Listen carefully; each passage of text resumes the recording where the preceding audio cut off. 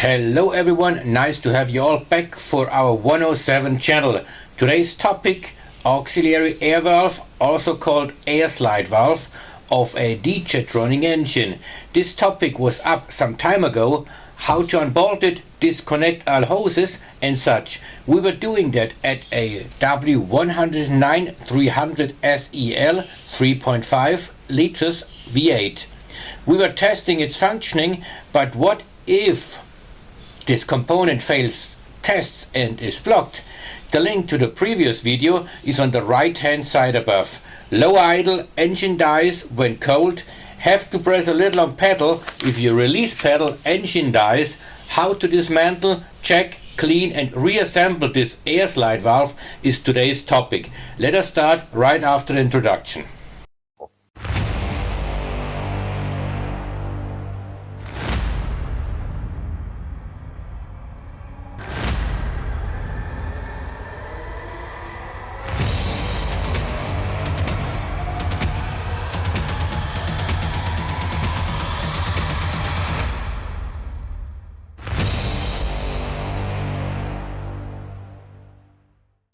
A on-bench check. We have our SEV tighten in this way.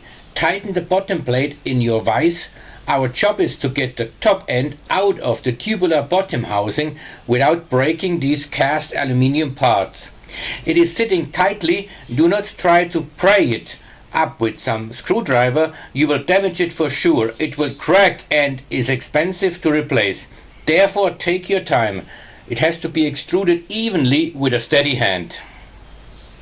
The easiest way is to tighten it this way.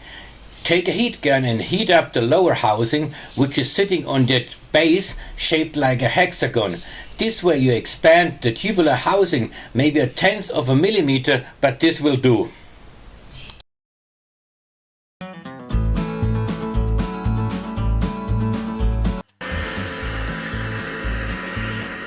So, dann bringen wir jetzt mal auf. 114 degrees Celsius will do the job.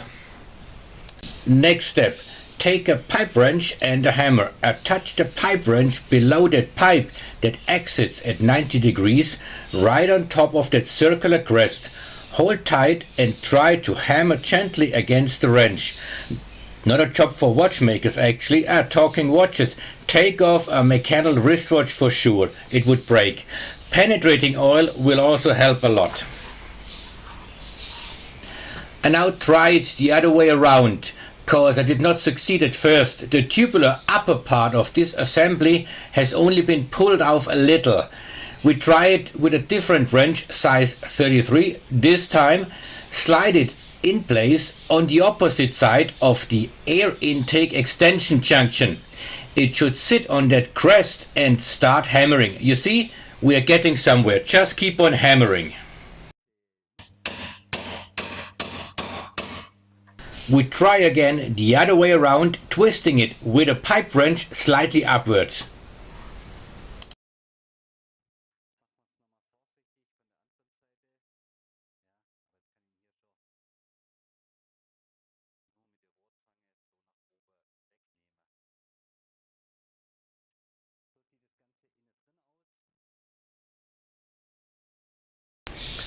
Du zerlegst das Innenteil bei Minute 6 und 0 Sekunden. This is what it looks like, all seized up. This part here, let us call it piston, bearing, lower end of the coil spring, whatever. In here, in the lower end of the housing, is this pin which presses the piston upwards. Let us call it thermostatic pin, which is sitting on that brass bolt, which is right below, like a plunger reacting to the temperature of the water, of the coolant. We will clean all these parts later on. If this part is not tight anymore, right here, coolant will get into the assembly and clog this reciprocating mechanism. We will now submerge it in our ultrasonic pan, spray it with brake cleaner, use some fine sandpaper to scratch off surface corrosion to make sure all moving parts can easily move. Let us submerge all the parts in the ultrasonic pan and give it a clean.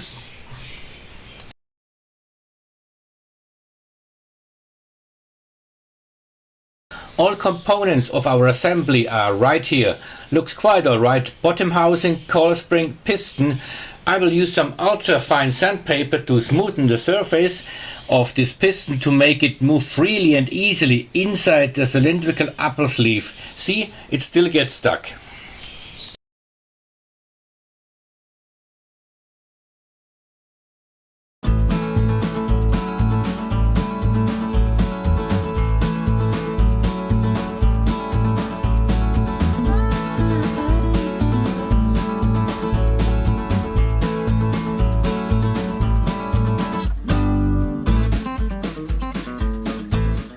This looks much better now, but still far from perfect. Been cleaning everything, even using ultrafine sandpaper in here to remove surface corrosion. Insert coil spring, then piston, and test if the spring can push out the piston without getting jammed up. Better be safe than sorry. Another wipe will help to smoothen the surface of this piston. This is a lot better now. Now let us see if this brass plunger is still functioning, which is pushing that pin upwards, which is pressing the piston upwards to close that air intake valve. Therefore, if engine has working temperature, the piston is closing the auxiliary air valve to alter the mixture of the fuel and air. This valve is then almost completely closed. Put it back into the vise. Use the needle of a caliper to measure distance from top end of the pin to edge of housing, having a 2.8 centimeters when cold. Now let us use our heat gun to heat up the plunger, which will extrude that pin inside the housing. Expanding wax it is. Pin has lifted up some 9 millimeters, which will then be enough for the piston to close the valve. This is the principle of this whole idea. We will now assemble all components.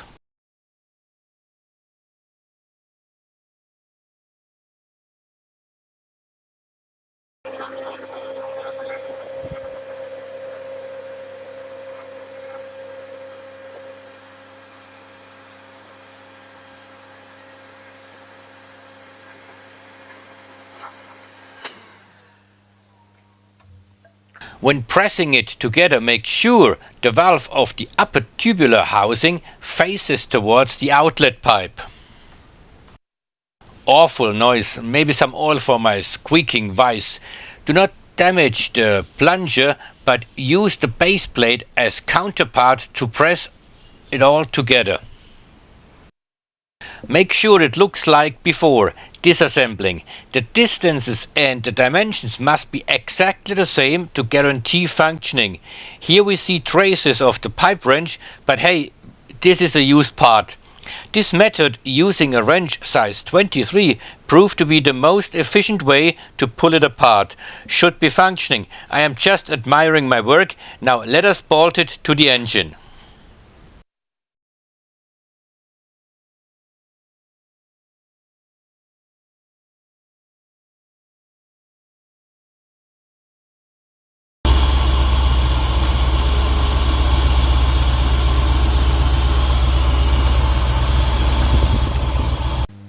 Air slide valve bolted to engine, working nicely. Let me repeat that. Do not use a screwdriver to pry at that crest, because pressure must be spread out evenly, otherwise you crack that cast aluminium.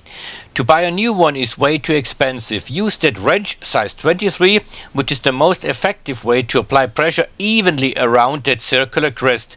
To pull that upper housing from the bottom part, heat gun, penetrating oil, call the cavalry. If you want, any trick in the book is allowed. If you do not want to bother doing such job, send me the component and I will do it for you. Send it to my address. I will have it done and send it back to you. Hope you have liked it. Nice seeing you around next time again. Bye bye everyone.